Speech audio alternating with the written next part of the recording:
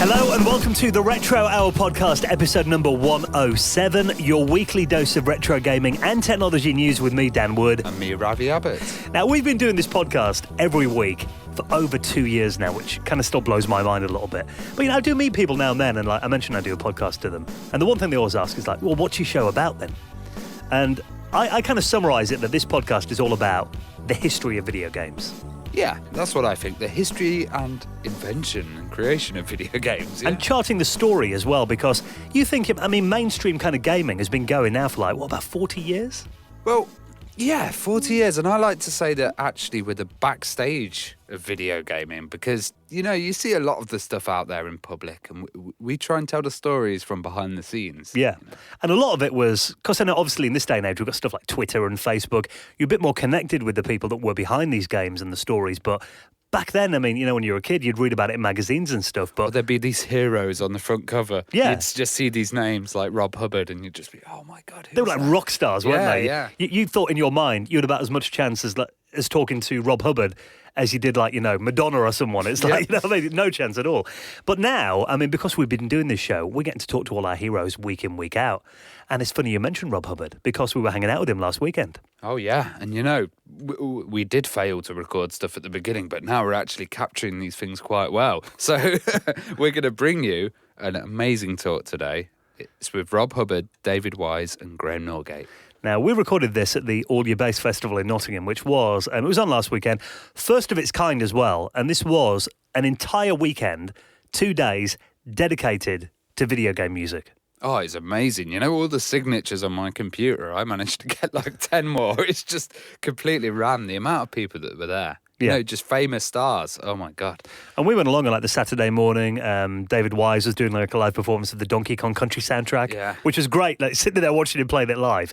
Then after that, we brought everyone upstairs. It was a bit like being at school, wasn't it? Right? Everyone come on, move into the next class. Everyone followed us upstairs. We had this little panel set up and we recorded the whole thing. And it was just so interesting, especially getting, because these three guys are kind of from different generations in terms of, the games they worked on. Rob, obviously, massive on the 8-bit scene. He did stuff like we're on the Super Nintendo and that kind of thing. David Wise and Graeme Norgate, obviously Rare, and they were known for GoldenEye, Time Splitters they worked on as well. But also, David Wise was doing a lot of Donkey Kong stuff as well, and he was kind of in that Nintendo department, which, he talks about how excited he was to get MIDI when everyone else was rocking CD audio. So they were all in their own little worlds as well, So it's interesting to get the story, pretty much from the N64 to the Commodore 64 off like we did this week. So we're going to bring you that live on the Retro Hour podcast, a live recording from All Your Bass Festival coming up in around 25 minutes from now. Definitely worth hanging around for that.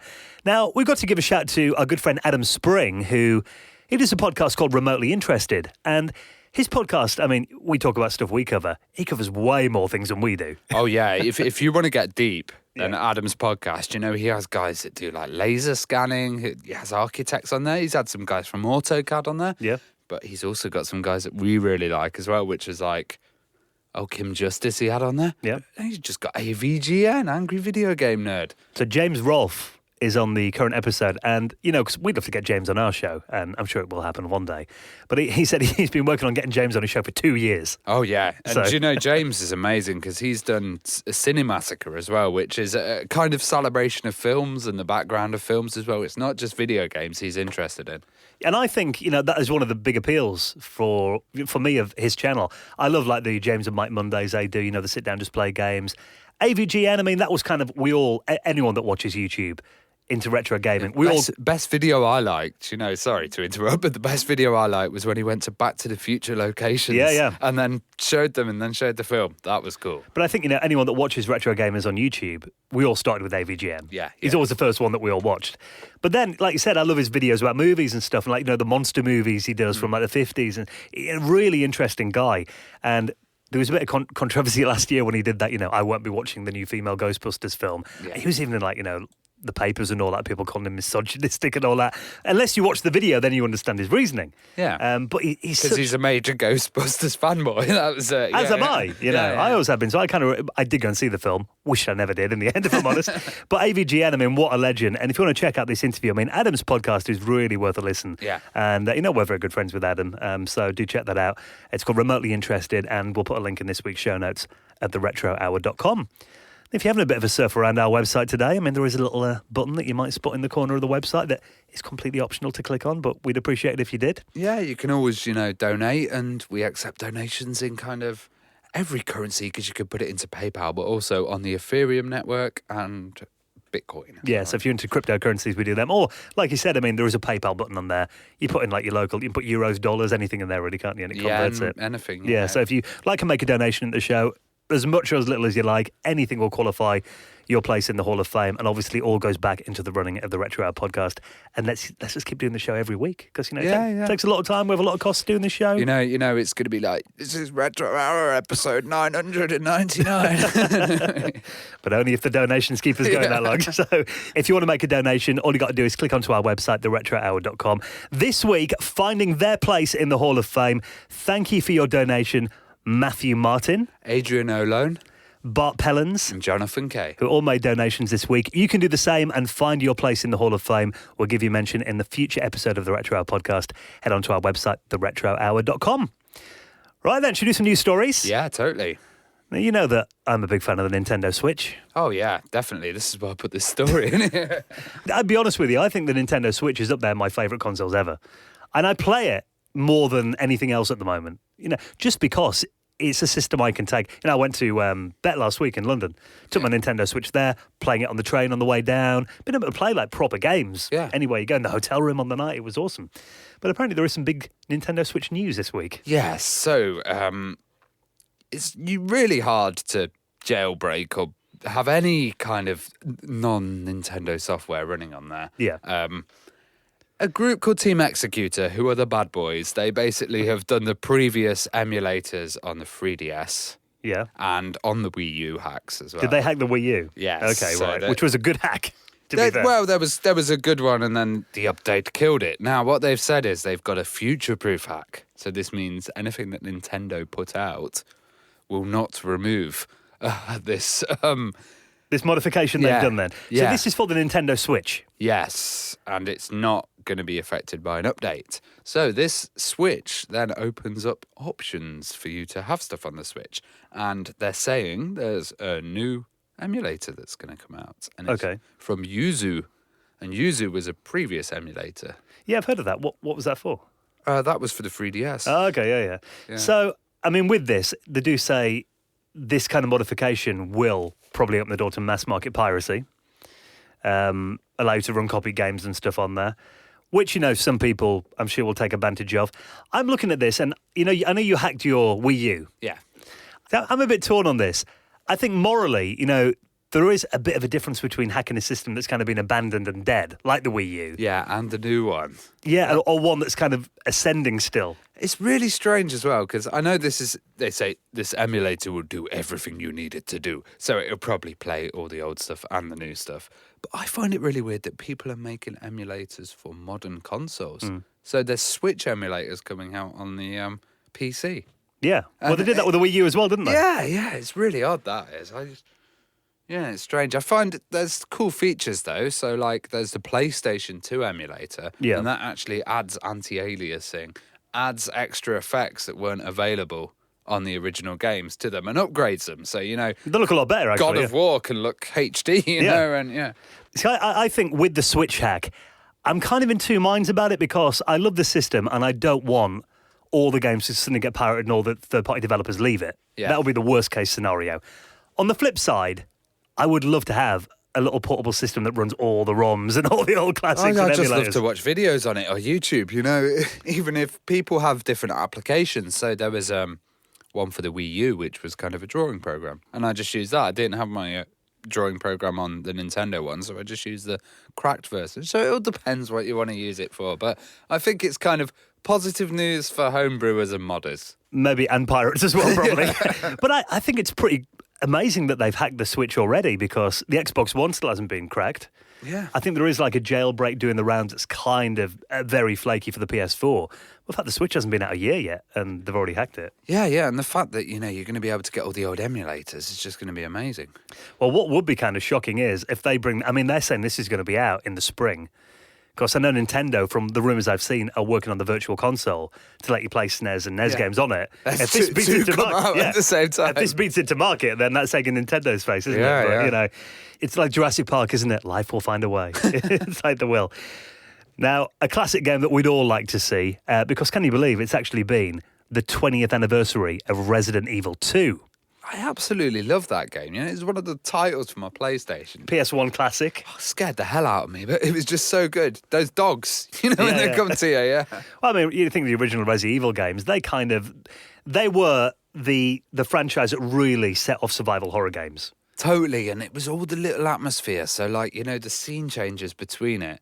You wouldn't just have a blank screen. You'd have a door that would go. Just little moves like that. Because I played stuff like Alone in the Dark and that before it, but Resi was really the first game that made me like. Other than Silent Hill, my heart stopped on that game. But Resi was up there. And I remember, like, me and my brother playing that would have all the lights off and stuff, you know, like popcorn on the go, like big glass of Coke, and playing that like till like 3 a.m, you know what I mean? Very good game. But obviously, people want to go back to Spencer Mansion. You know, 20 years later. Of course they do. And this has been, I mean, do you remember, it must have been about, 3 years ago now?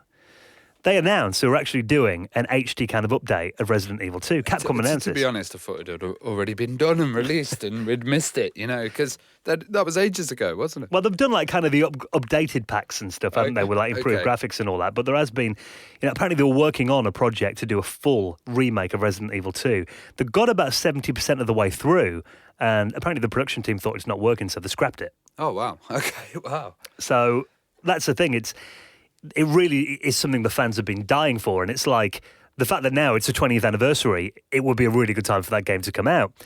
And as it turns out, I mean, I'm probably going to completely mince his pronunciation here, but Hideki Kamiya, who was the original developer of Resident Evil 2, on the anniversary, which was like last weekend of Resident Evil 2, the 20th anniversary, loads of people were flooding him on Twitter with requests of like, you know, is it going to be coming out again then? Is the game getting remade? Are you involved in it?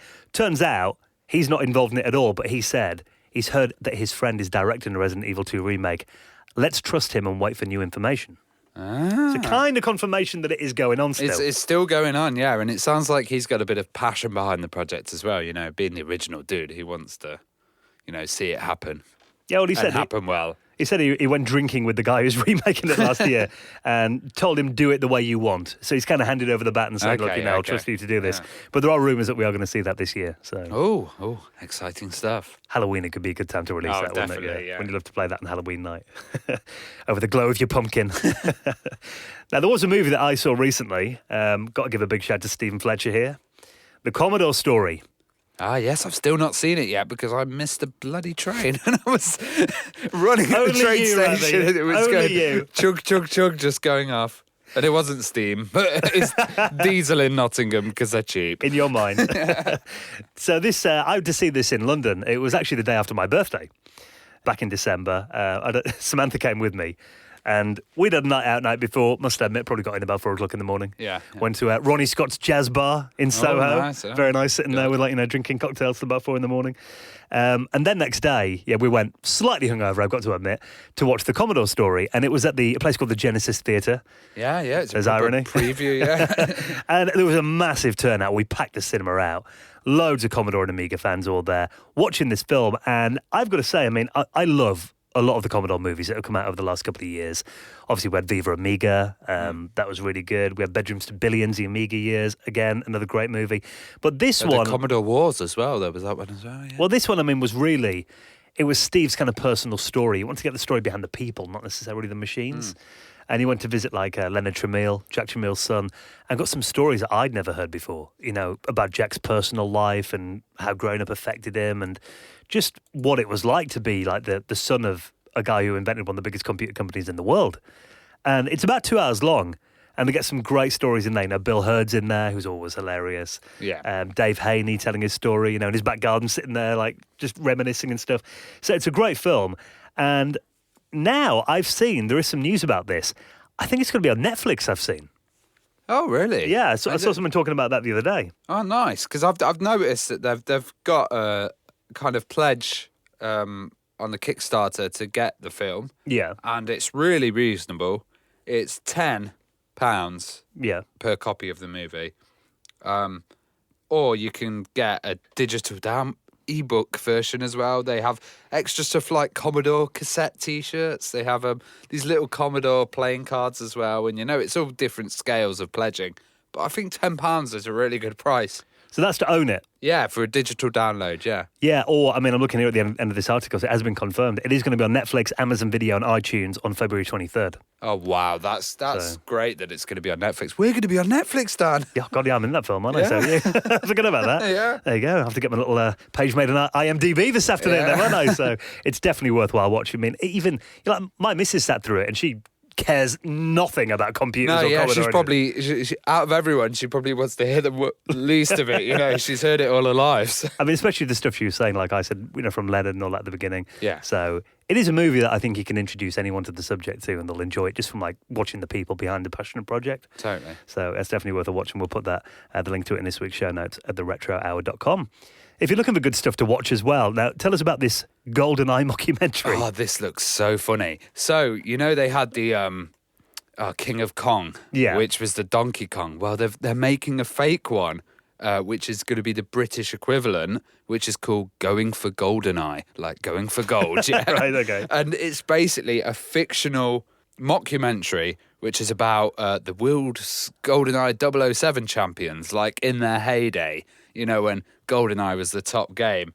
And they're deluded, cringe-inciting elite GoldenEye players who wonder why the world no longer cares about their beloved game. Good question. Yeah, and they're kind of got the original GoldenEye development team involved with this film. Right. And they've got really good feedback. So, probably David Doak and all of those guys might be involved with it. And it's going to be coming out in Blu-ray and DVD and video on demand. So there's a little trailer here on the website. Yeah, play a bit of it. Play a little bit there, shall we? When it comes to pure competition, nothing compares to the GoldenEye World Championships. 4 players all on one screen. The way competitive games are meant to be played. None of this online gaming bollocks. I can't think of any other athlete who's been on top of their game for almost 2 decades. Ethan, the 19-time champion, is my hero. He's a brand, a franchise. The power, the integrity, the skill. Being a 19-time world champion means 19 people have faced me and 19 have failed. This actually does look quite funny. It reminds me a bit, the filming style of it. It reminds me of Shaun of the Dead, actually. Yeah, they've kind of gone for the Shaun of the Dead, a Spinal Tap, kind of just taking a Mickey style. Yeah. Yeah, but I just think what a great idea for an indie movie. And obviously, these guys love the game. And I think they've seen other movies like King of Kong and stuff and how serious they are, and they kind of just want to. Yeah. Should be good for a giggle, I think. Oh, totally. Now, if you're going to play GoldenEye on your N64 back in the day, obviously you'd use that controller that's kind of infamous. Yeah, with the weird kind of 3 prongs, wasn't it? So I remember people used to shoot with it. I don't know. Hold it like a gun? Yeah, but there are a few games that you could shoot with it. That really springy analog stick in the middle on the N64 controller. Yeah. Obviously, the one thing that kind of peed us all off a bit back then, the N64 wasn't as bad because it did have quite a long cable. But you remember your mum would always say to you, don't sit too close to the TV, you'll ruin your eyes. But you had to back then because the wires were so short. Now, there is a new version of the N64 controller that apparently is every 90s kid's dream. Yeah, and this is kind of aimed at emulators. So you can connect it on your PC. Yeah. It's Bluetooth, and they're saying it's great for Project 64 and all of these unofficial emulators, but it looks exactly the same, really, really close to it. That's the thing, because I always find, I'll be honest with you, I'm not a fan of that controller. No. Never liked it. And because I never had an N64 when I was growing up. I always drooled over it. I liked it with the rumble pack. It's so heavy. And it was like, boom, boom. Yeah. It did a lot of add-ons and accessories for it, didn't it? But, the only game that controller was designed for Mario 64, wasn't it? I think so. I heard it was GoldenEye, or it was no for one of the first-person shooters. There was lots of rumours when it came out. Well, Mario 64 was one of the launch games, wasn't it? Yeah. I'd read that was a reason that controller's designed specifically for that game. Okay. But then it meant that every other kind of game genre had to kind of shoehorn its controls into it. Yeah. And it wasn't a natural fit. I think obviously the nostalgia is very strong for that controller, but I don't find it very comfortable to use a lot of the time. But if you are going to play those games on an emulator, it is obviously a lot better using the original controller than it is trying to use the keyboard or something. Yeah, that's it. And, you know, this one's really reasonably priced. It's like $34, which, you know, in pounds is going to be even cheaper. Well, exactly the same, but in pounds. Probably the moment, yeah. But again, it's like, what I think they should do, though, is, you said this is for emulators. Can't they make a little Bluetooth dongle that you put in the front of the N64 and get to use? Yeah, I don't know. You've got to invent it, Dan, and you'll get the gap in the market, and then suddenly just give it away, mate. be a millionaire. Yeah. I haven't got the skills or talent to make that. Who am I kidding? Might even be able to put a Raspberry Pi Zero and get that to do the interfacing. You just want to shove a Raspberry Pi in everything, really. Stop putting Raspberry Pis in everything. So if you want to find out more about that, you know, if you do like emulation. But again, I mean, you could probably get that working with a Raspberry Pi because you can get a Bluetooth dongle for the Raspberry Pi, can't you? So there you go. There's a use for your Raspberry Pi. So if you want to find out more, it will be in this week's show notes at theretrohour.com.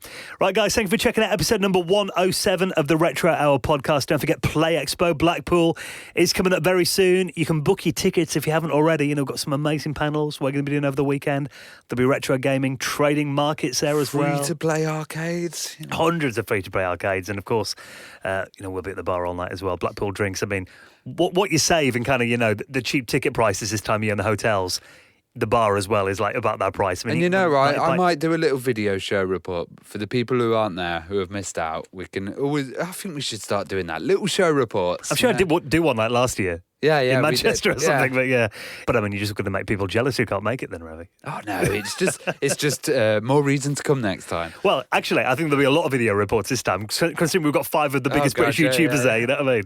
It should be well covered on YouTube, I imagine. Yeah, I'll just compile all their clips and just do no filming myself. So we are going to be there February 10th and 11th. If you want to come down, get your tickets sorted right now. You can get those on our website, theretrohour.com. Now, recorded live at All Your Bass Festival, another event that we were at recently. This is one of my favourite panels that we've done in a long time. Oh, yeah, this was from Confetti and the National Video Games Arcade, and also Sumo Digital. Such a good chat. Now, we're going to talk about video game music. Rob Hubbard, David Wise and Graeme Norgate.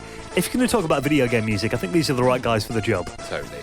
So enjoy this, and we'll see you next week. Ciao.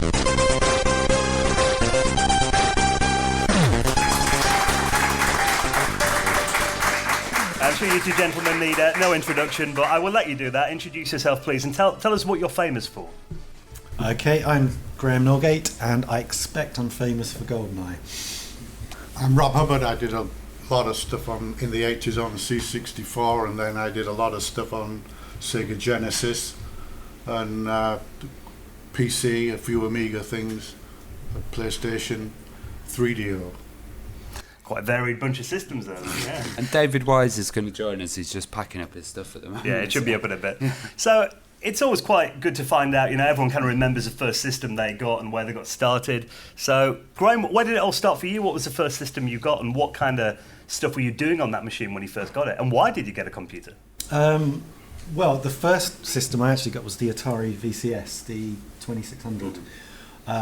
Not very well known for its glorious sound, but that's sort of got me into the bug of computer games.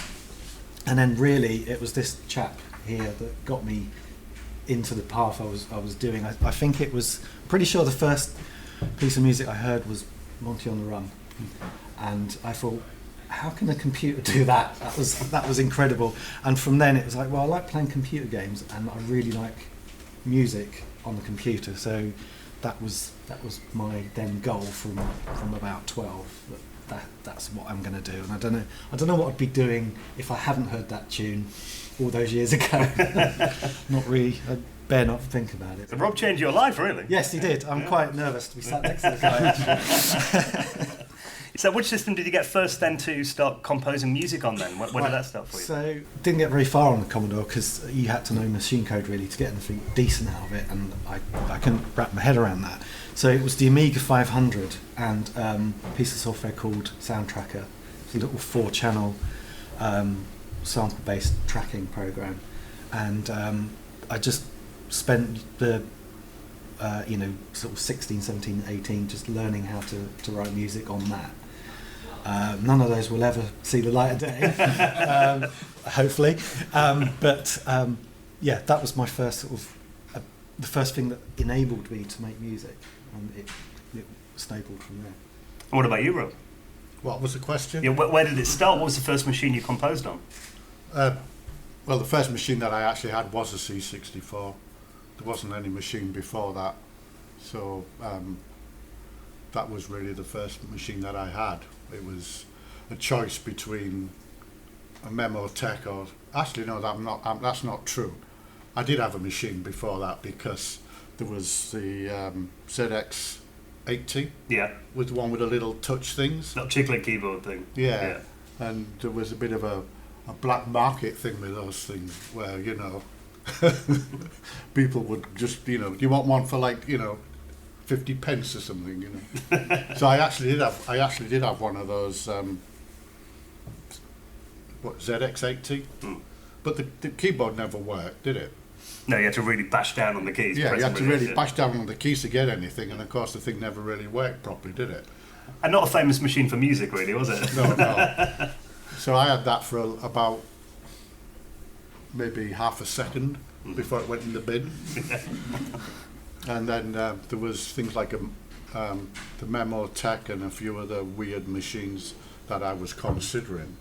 And then C64 came on the market with the elephant memory. So that was the one that I decided to buy. And how did you start making music on the 64 then? What was the process of learning that? Or teaching yourself, I guess? No, in the early days it was, you used to get all these computer magazines that had listings of, you know, basic thing, and then at the end of the article there'd be a whole lot of put and data statements that you had to type in, and they never ever worked. After you typed in about 20 pages? Yeah, you type in about Syntax 20 pages from the magazine, and then like nothing happens, you know, it just crashes or something, you know. So, you know, you get the manual and the Commodore manual and look up the registers and all that kind of thing, and then start poking around yourself, you know. Eventually you got something working in BASIC, which was just, you know, sounded like a dyslexic musician in terms of like rhythm, because you know, you couldn't get anything rhythmically to work in time because the BASIC was so slow. So then you had to learn machine code, and there was a book called Dr. Watson's Assembler or Machine Code or something, which had like, didn't have the proper mnemonics for 6502. So, but anyway, it got you into learning hexadecimal, binary and all that, you know, and that really, it wasn't too difficult to learn that stuff, you know. I got a pretty strong math background, so, you know, that came quite easily. And once you figure out, you know, how interrupts work, then it's plain sailing. So, who were you listening to? Like, which musicians influenced you musically? It could be outside of video games. At the time, I was a bit of a classical geek, so I'd listen to Gershwin and Beethoven and stuff like that, mostly because I was doing it at school. I wasn't really into pop music until I was like, so it was classical music, and then I was just listening to synth music. So I'd buy the games they were probably $1.99 or something, the Mastertronic games and stuff, because you knew that Rob had done the music or Martin Galway had done it. I didn't know he did Ocean, but you know, you knew the composer of the game because you'd read it in Zap 64 or something, go down to the shop and spend your paper round money on it, and I'd make tapes out of that. I'm that nerdy. And so that's kind of what I was listening to as I was growing up. And you, Rob? Well, my musical background covers the whole spectrum of stuff, really. So I started, you know, as a little kid learning classical piano, and there's certain things that just stay with you, you know. I've always loved Chopin. Then, you know, I like a lot of classical music, and then later on I got into a lot of jazz, started playing a lot of jazz. So people, Chick Corea and, you know, Michael Brecker and Herbie Hancock and all those sort of players, you know. And And then, of course, during the 80s, there was the whole kind of synth pop thing going on, and people like Jean-Michel Jarre and the New Romantics, they were called, which was Human League and Cabaret. Yeah. There was a fantastic album of the remix of the Human League album. Reproduction, was it? I can't remember what it was. Dancing, wasn't it? There was a remix album of the thing. Yeah, is that what it was? It was a remix of Dare, I think, and it was called Love and Dancing. Yeah, which was really, really, kind of cool stuff, and there was people were like hooking up, synths with control voltage triggers. So I was kind of into all that as well. So big spectrum then, definitely. Yeah. And I'll got because I was still working as a musician, I had to keep up to date with what was going on in the pop world. I had to transcribe and arrange a lot of pop music as well as part of what I was doing. What about the first games you actually got released then? Soundtracks you worked on of for the first games. So what about you, Graham? What was the first project that you did commercially then, and how did you get into it? Stick around and I'll be able to bore you with the details. But the first game was when I worked at Rare. It was Killer Instinct. It was an arcade coin-op game. And I thought, well, this is brilliant, because at the time there was not very many restrictions, and you could just do your tunes and get them on there. And that was kind of like an easy route in. And then I found out that actually no, consoles are quite a lot harder to work on. But it was those early 90s games at Rare. I did some sort of work on the Amiga late 80s for Hewson Consultants, I think they were called, but it didn't really go anywhere. So it was like a one-off. And then it wasn't until I'd badgered Rare enough and they'd said, "Oh, go on then, we'll give you a job," that things started taking off. What was the process of applying for it then? Did you send discs in the post, or? It was an advert in the back of Edge magazine, just saying they were looking for musicians, and I didn't really think anything of it. I didn't realise. I sent a tape. I think it must have been a tape or something, and thought, well, it'd be great if something came of it, but I didn't expect anything. And it was weeks and weeks had gone on, and it all happened eventually. And I thought, right, I'm going to have to go and move to the Midlands and stuff. So this is actually happening. And here you are. And here I am, still in the Midlands. What about you, Rob, then? What was the first project that you worked on, and how did you get it? I kind of dabbled with some educational software and wrote my own graphics utilities and wrote this stuff to teach people music. And that I thought it was going to be a big thing, and of course it didn't happen. So then I thought, well, I started looking at some of the Tasket games, and I thought, okay, maybe I've got to get into games. And I got involved writing a game, which the company went bust just as I was finishing the game. And I did all the graphics and all the music and everything, wrote all the code, and people thought the graphics were okay. They thought the game sucked, but they thought the music was cool. So I thought, well, hang on, maybe I should just concentrate on doing music, because at that time, in the early 80s, some of the games, had all the right notes with all the wrong sounds and completely in the wrong place, and also out of tune. So I thought there's got to be an opening for somebody who can at least get the notes, at least 90% of them in the right place, So I did some demos, and I went through all the magazines, got all the addresses that I could find of every software house and every developer, and sent them a whole lot of stuff with the flyers and demos, and hoping that I would get a gig. Nothing happened. So I did that for about 6 months. Nothing happened.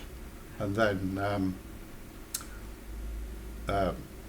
eventually somebody called up and said, I'd like you to do something, and I can't remember which one it was. I think it's probably one of the Mastertronics games. I think the earliest thing was probably Action Biker, for Mastertronics, which was, I think, 100 quid. Which was awesome at the time. Wow. Write a little tune and get 100 quid. Can't go wrong, can you? Can't get better than that. Doesn't get better than that, does it? What's the kind of strangest method you've used to create a sound effect or an instrument or kind of a little cheat to create a noise? I got all my team in once to make silly vocal noises, which I then pieced back together to make, I wouldn't say it's a very melodic, but sort of as a rhythm. I'm not saying that's the most the wackiest thing I've ever done, but it's the thing I can now remember. So I'd get them in one by one and just make something silly, and then I'd sample them all up and make a rhythm out of it. Whether it worked or not, who can say? But it was fun to do, and sort of things like that. It's trying. I always try and think of something a little bit strange to put in a piece. I always have like a sound effect track to give it a little bit of flavour, I guess. Are you often like listening around for what might make a good sound effect in life? Do you hear like we the classic thing of when you first buy a microphone around the house and recorded the things around the house, like the toilet flushing or scraping a bike wheel and stuff like that. And I've used that bike wheel in a lot of stuff and slowing it down and stuff. It sounds like a weird piano or something, but it's kind of a otherworldly sound. So you gather these sounds and over time they show up in pieces that you do and stuff like that. It's a bit like Doctor Who when they use the piano strings. Yeah, exactly. What about you, Rob? Used any unusual methods for? I used to do stuff before I did the C64. Okay, I had some gear at home, and I remember I used to get drunk quite frequently when I was young, and I remember just going around pubs stealing beer trays. And then I had about 6 or 7 beer trays, and I hung them up from the ceiling. And started bashing these things and recorded them. That's probably one of the weirdest things. At like 4 a.m. Yeah, exactly. Yeah. It's like when you're drunk and you start stealing police codes and things like that. You think, hang on, how did I get that? So in terms of briefs that you get from developers when they're making a game, I mean, have you had any like memorable briefs? Are they any good? Do they give you direction, or any really weird ones maybe that stick in your mind? I've had some unhelpful ones, definitely. I remember one Game Boy game.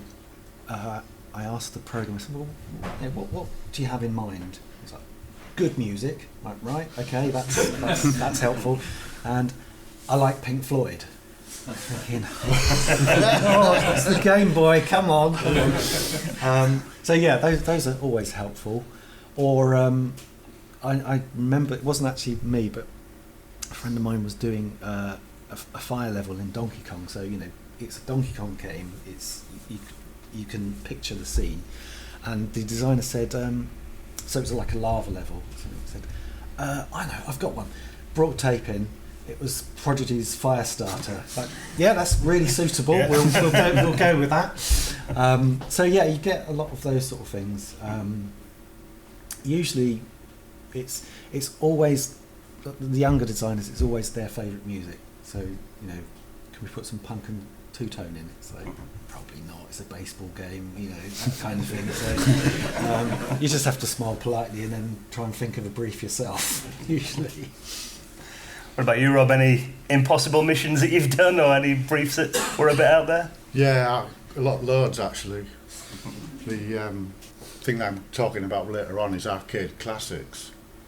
I called the guy up, which was before that it was called Big 4-Pack. I called the guy up. I said, "What do you have in mind?" And he's like, "Just do some Hendrix, man." Excuse me? Yeah, man. Hendrix, man. Okay. So that was on the Commodore 64. That was a bit of a challenge. And then the other thing that really just was awful was when I did a game called Populous, where you played God. I called up I was working for EA at the time. I called up the guy and he goes through this list of sound effects. And this is on a machine called a PC, which for games is short for piece of crap. Because audio-wise, it was just a nightmare. You had to support Covox, you had a Tandy 1000 version, you had like Adlib board, and you had this PC beep, right? So I calls the guy up and goes through this sound effect. He says, I'd like the sound effect of demented pygmies sitting by the campfire. I'm imagining that now, yeah. So I thought, well, that's going to be a hell of a challenge to do that with a little PC speaker that can either do a beep or not do a beep, you know. So I kind of just went through the list like the Marx Brothers with the clauses, you know. That one up, not that one, not that one, not that one. So yeah, that one stands out as demented pygmies. So, do you think video game music's a lot more credible now compared to when you started? Oh, definitely, yeah. I mean, it's a cliche, but up until, I don't know, maybe 10 years ago, anyone you told that's what you did. Oh, you do the bleeps and bloops, and then start doing a Game Boy tune or something. Which, yeah, okay, I did used to do that as well, but it had come along. It came a long way before people actually accepted it, and now it's kind of it's a sort of credible art form, and I mean, as we've seen now, people are actually re-releasing stuff on vinyl, which I find is incredible. That, you know, even cassette. Really? Oh, yeah, cassette's getting popular. Blimey. What do you think, Rob? Do you think is it attitudes changed to video game music since you started? Oh yeah, absolutely, yeah. What was it like in the early days? In the early days, it was you had complete freedom about what you could do, and the stuff that was happening kind of went parallel to the demo scene culture that evolved during the 80s. So things got quite bizarre, and then eventually, as the games got more involved and got bigger, then, you know, the individuals kind of tended to lose control, because then you had to do something which was very commercial for the game. So, and then it became that the marketing and the production team were calling all the shots about what was required. So it changed a lot in that respect. Well, David Wise has just joined us. Hello, David. Hello. So this podcast, who is it going? Is it going out live, or is it being no, recorded? we're just recording it at the moment. Fine, yeah. lovely, thank you. I mean, it might be nice to get your answer on that. I mean, in terms of when you first started in video games versus today, yes. Do you think video game music's now become a more credible art form, and is it more respected by the general public? It's certainly taken on a different angle. Totally respected. It's quite a big thing now, isn't it? I was just saying to Alice that last year I went over to Magfest, and it's a big festival. It's called Music and Games Festival. 27,000 people turned up for that festival, and they're there just to celebrate games music. It's immense, and hopefully, all being well, I'm going back next year. So just to do a bit more stuff. It's just a great event. There's so many people there. Most of them are musicians.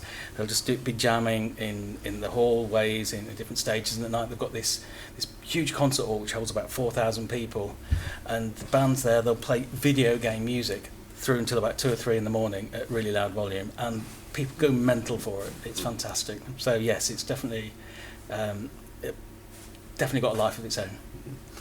Well, let's talk about your most famous projects then, the thing you're most known for.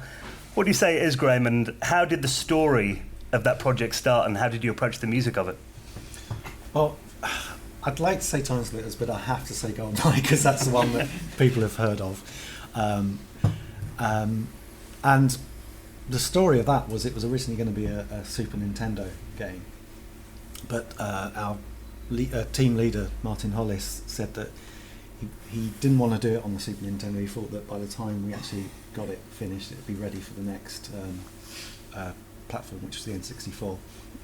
So the story of that music is pretty straightforward, really, because we had the license to the Bond theme, so it was like go nuts, you know.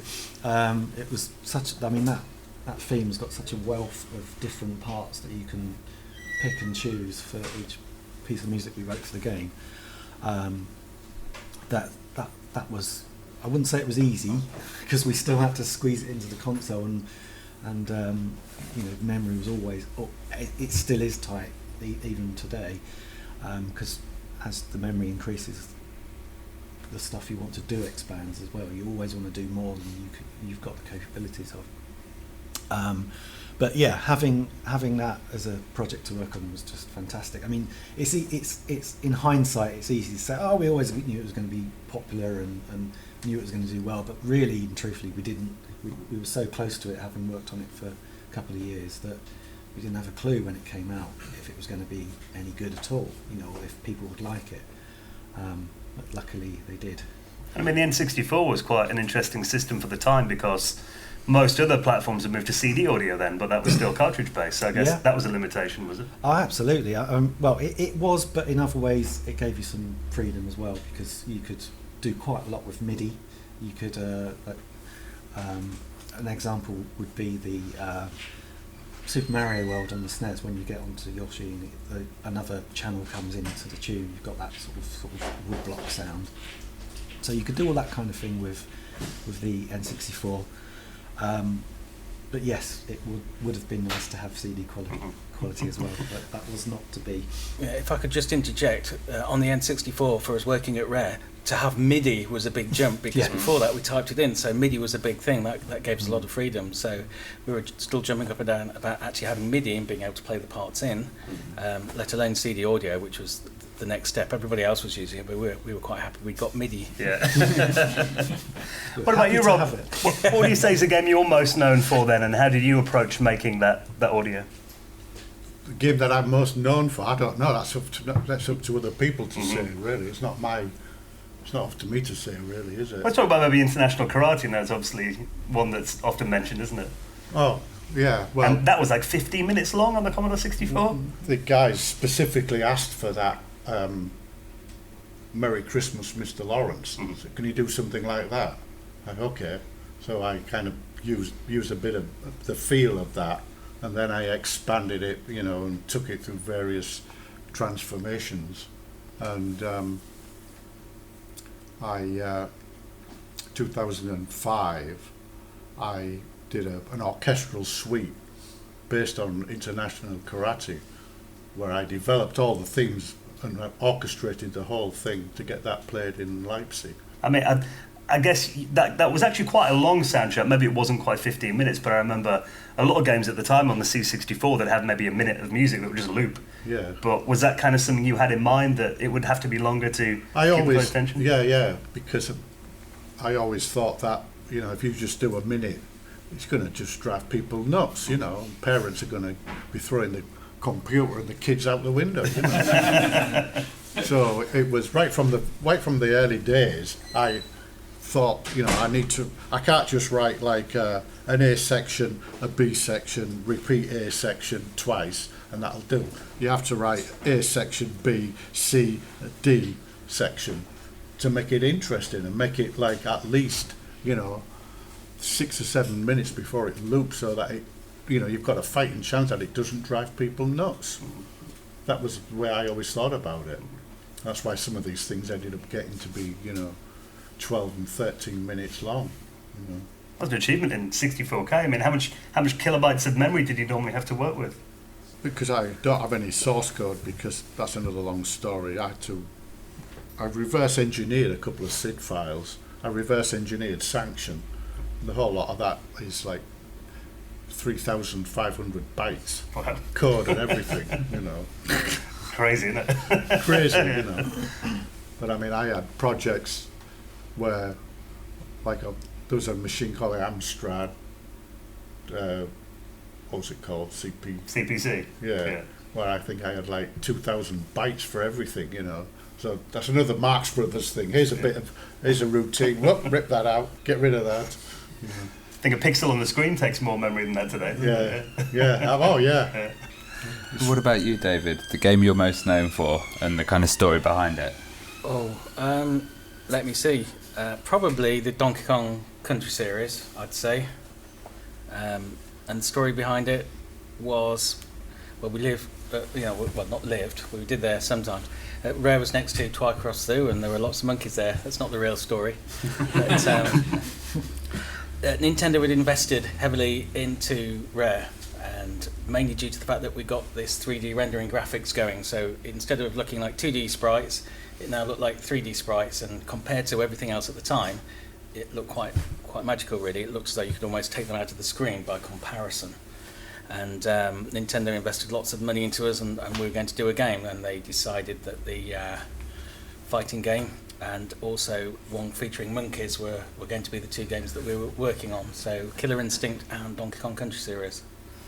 And that's really where me and Graham come in, really. Well, how did you approach making the music for the game?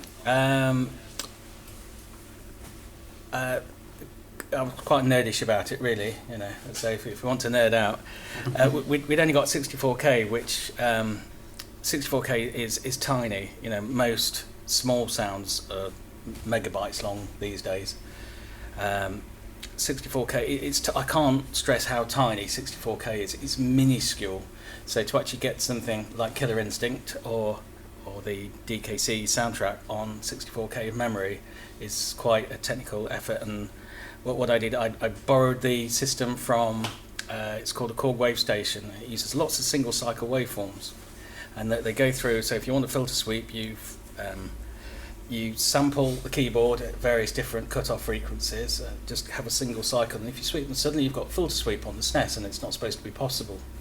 And so it was that level of nerdish detail that I went into, and that's how I got the soundtrack to sound different from just using MIDI and sort of plonky tunes. We could actually have something that gave a bit of sonic detail into the sound. So that game really pushed the SNES, didn't it? It did, yes, both graphically and probably from an audio point as well. And also having some decent programmers as well who could throw samples into the stack and off it again, and things that were above my head at the time. So yeah, having a few good programmers is essential when you've only got 64K of memory. Well, Rob. Yes, absolutely. Yes, 3,500 bytes and reverse engineering, that's kudos. Well, let's talk about the British sound. I mean, do you think the sound of video games here in Britain over the years was different to what you might hear in Japan or America? Did it have a kind of unique approach? Is there a defined sound? Yeah, well, I don't know if there's a defined sound, really. I mean,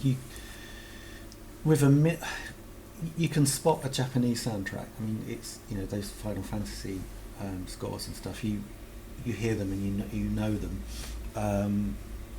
I don't know if there's a British, not to my ears anyway. Mm-hmm. I mean, we, like myself and Dave, when we were working away, we just were doing what we were doing. We weren't trying to sort of match up to the next composer, really, because I mean that was the time before the internet. I mean, it sounds ridiculous now, but you didn't have that sort of connection to everything. You were very insular in what you were doing. I mean, the only other game music I would hear would be from the other guys in the music block.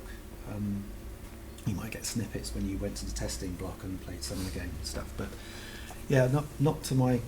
You'd know more than me, I think. Well, so we were basically locked away in a farmhouse in the middle of the Leicestershire countryside, and as far as we knew, we were the only game composers in the world, and we were locked up there of our own volition, funnily enough. And we used to go there every day, but everything that was happening in the outside world, we had no idea. We were just really competing with each other just to try and get the edge over the next soundtrack. And another composer, Grant Kirkhope, who I'm sure some of you have heard of, was in what used to be the Chicken Shed when he first started. So. I guess it must have made you quite innovative, though, because you had to do it all in-house and yourself then, I guess. You're not getting these outside kind of we had separate offices, and we were away from the teams as well, even. It was quite bizarre the way it kind of worked. So we'd have our own office and we'd be there on our own all day, chipping away at chip music, really. Very, very insular, it's not healthy, not from a mental health kind of perspective. But then, between us, we managed to get a few good tunes out, and people still fortunately like to play them today. Well, with you, Rob, I mean, you mentioned like the New Romantics kind of influence, and I know the Commodore 64 in particular was it was a very big machine in Europe, had success in America, but I think the demo scene and all that was very much a European thing. Yeah, I mean, were you aware of many other things happening outside of the UK at that time? Obviously pre-internet and... There's always been a massive difference culturally and musically between the US and the UK. In the UK, everybody has, has heard of Depeche Mode or somebody, In America, you've got like 26 million different stations and everybody listens to something completely different. It's just so diverse, So in the late 80s, there was this whole cultural thing with the video game music, which was very kind of much more exploring and trying to be innovative. As soon as I go to the States, it's like hitting a brick wall. I've then got to turn all that off and listen to nothing but CBS and ABC and NBC and basically do something so far on the middle of the road you couldn't deviate 2 millimeters, and you had to get used to that very, very quickly. And I don't think that the whole thing between American music and British music, I don't think that difference has ever changed. Yeah, it's one of those things that always comes back down to the lowest common denominator if it's going to be appreciated by as many people as possible. And then trying to get some form of innovation into that as well is really our challenge. So what project have you enjoyed making the most, like, out of all of the soundtracks?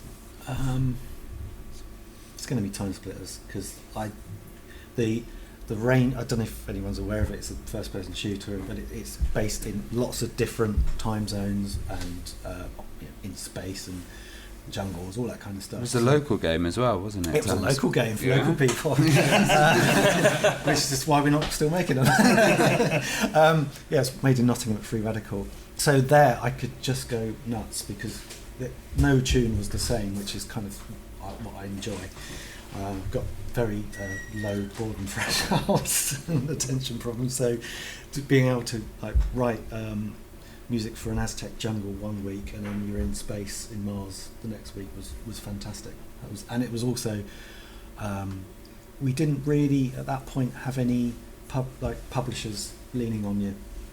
It was IDOS, and they were very much like, oh, you guys, you can just you know what you're doing, which was the first and last time that has ever happened. Now it's very, very much a stricter hold on what gets produced. So having that freedom was just lovely. And also because of that, I don't know if anybody's played Time Splitters 2, but it is a phenomenal game, and I think it sort of left off where GoldenEye did, didn't it? That was our plan. Yeah, absolutely. Yeah. So if anyone hasn't played it, dig it out and go and play it. It's a great game. Whenever we go to retro gaming shows, like our friends come, they're on there, Time Splitters 2 all day on the arcade. Yeah, they queue up, they get to the end of the queue up again, go on it again. So 4 hours run it last time, wasn't there? It's a really playable game. Very addictive. What about you, Rob? Is there any projects that you worked on that really stick in your mind, has been really enjoyable? Probably the Sherlock Holmes 3DO project. One of the few opportunities where I could really get stuck in musically and branch out and do something a lot more classical, a bit more involved musically, exploring different aspects, adding a bit counterpoint and some of that stuff. That was so different from the other stuff that I got pigeonholed at a year doing all the sports stuff. I got sick of trying to write sports themes. Yeah. Where did you go with those? Well, the 3DO was quite an interesting platform. So, I mean, I don't know if anyone remembers it, but it was a very expensive console, wasn't it? Really high end. I think it came out for about £600 in 1993. Well, it was later than 93. I thought it was around. It was pre-PlayStation, I think it was. Maybe 93, 94. It was it must have been around then. But it was... What year was the PlayStation 1? That came in 94 in Japan, I think. Did it? Yeah, so... Well, maybe it was somewhere the 3, yeah. But it was a very groundbreaking machine, and I mean, was working on that system, did it feel like a big upgrade? Yeah, I mean, because everything was... That was one of the first projects that was going to be streaming audio from CD, so I wasn't stuck with MIDI or anything. It was digital audio. Yeah, it was the whole concept of 3DO was basically ahead of its time, you know, and it wasn't going to succeed, was it? I mean, you look at the Xbox One and that today, they're kind of doing a similar kind of thing, aren't they? Like an all-in-one media kind of centre. And, yeah, well, 20 years earlier, though. Yeah. And so what's the best soundtrack you kind of enjoyed working on? I enjoy working on them all, to be honest. Everyone's a new experience because you've done the last one, and I'm sure Graeme and Rob are the same, that once you've done the soundtrack, you're so involved with it that when you can move on to the next thing, it's like a breath of fresh air. So they've all had technical challenges, and so I can't really put a favourite down, but yeah, I enjoy them all really. Obviously, the handheld systems must have had like their own approach to making music for them. I mean, did you find it was very different to work on those? Do you have to maybe go a bit back to roots when you were working on like the Game Boy systems, for example?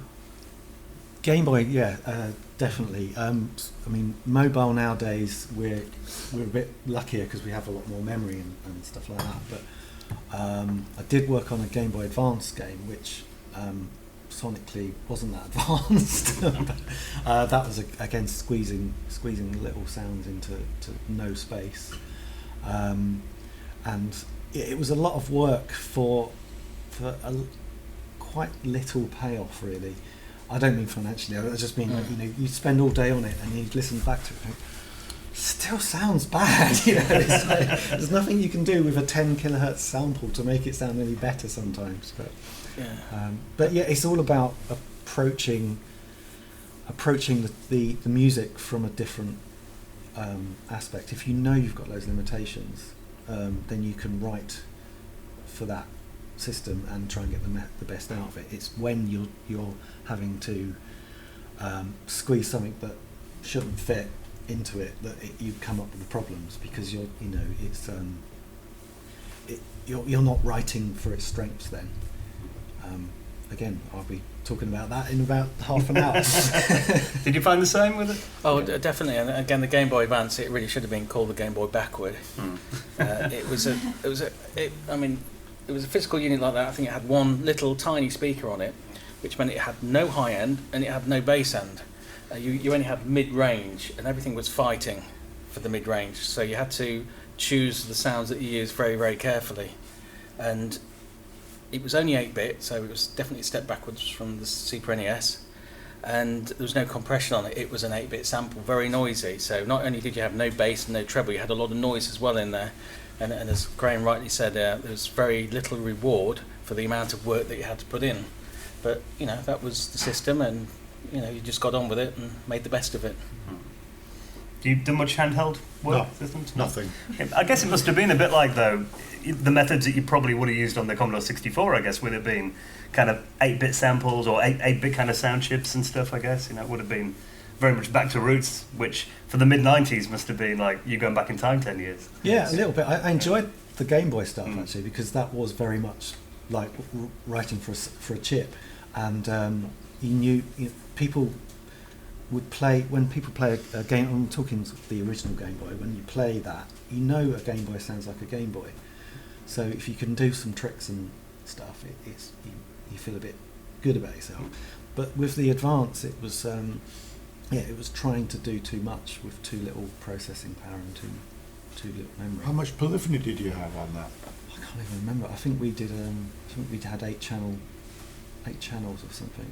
Yeah. Yeah, so 8 channels, 8-bit, very little memory, and you had to share it with sound effects. So in real terms, you had 5 channels. How much memory did you have then?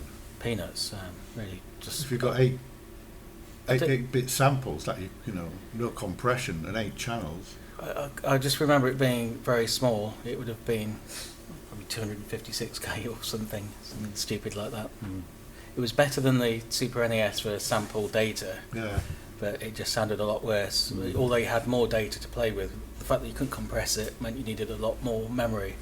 And so even though you had, 8 times as much, you couldn't do 8 times as much with it. Yeah. Well, what was the most frustrating system to program on? That one. I'd say the SNES, actually, because it was pre-MIDI, so typing everything in hex was frustrating, because if you got one note length wrong, then it would go out of sync with all the other channels, and then you'd be debugging like a coder, really, trying to find out where you've typed it wrong. It's like typing in a listing or something, back in the day. And so that was totally frustrating from a time spent point of view, because it would just take forever to get those notes in. Yeah, for me it's definitely the Game Boy Advance, because it was, as you say, it was definitely the Game Boy backward, really, as far as sound goes, and it was very frustrating. I converted a game called DKC3 over to it, and I wrote a new score because I wrote it for the actual hardware, which was a lot easier than trying to take somebody else's score and convert it, which I'll probably still be working on it now. It would have been impossible. It just wouldn't convert, so it was easy to start again. But it was, very little reward for a lot of hard work, and it still sounded compromised at the end of it. What about you, Rob? Any systems that you looked at and you thought, why am I working on this? PC. Yeah. Without a doubt, with all the different, audio configurations that you had to support on the PC, and I developed a system with the music which was MIDI based, where I would convert the variable length timestamps into 60 hertz timestamps. So channel 16 would be for the little PC speaker, and then MIDI channels 13, 14 would be for the 3-voice Tandy, and then there'd be the ad-lib would make a selection from the Roland MT32. But then at the end of all that, you did all the music stuff. You then had a list of 30 odd sound effects that you suddenly had to try to do for all these different configurations, and it was just an extreme test in mental tenacity and strength to will yourself to get through it. I mean, obviously, you guys are here today talking about these amazing game soundtracks that you've made over the years. I mean, does it kind of blow your mind a bit to think there's something you worked on maybe 20 years ago, people still love and they still want to talk about and hear about? 30 years ago. Yeah, you look younger though, Rob. Does that kind of blow your mind though? Yeah, very much so. It still amazes me that, it's great because people will write to you and say, I love that, and it meant so much to me, and etc., etc. But you don't think of it at the time. I don't. What I'm working on now, I don't think, I really hope that someone likes it in 10 years, because you're just engrossed in what you're doing, and there's been various misses as well as the hits, obviously. But yeah, it's fantastic.